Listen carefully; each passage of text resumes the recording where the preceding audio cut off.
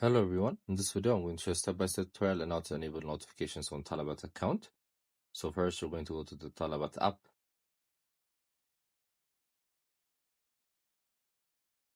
then click on the account section on the lower right corner. Then once you're here, going to click on settings on the top right corner.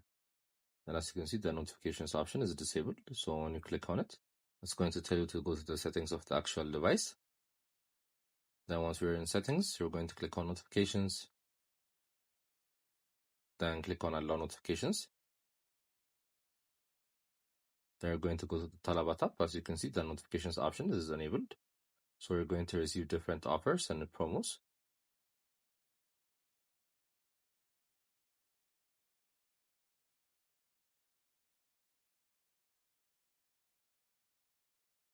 I hope you guys liked this video. Subscribe for more, like for more, share for more. I would see you again. Goodbye.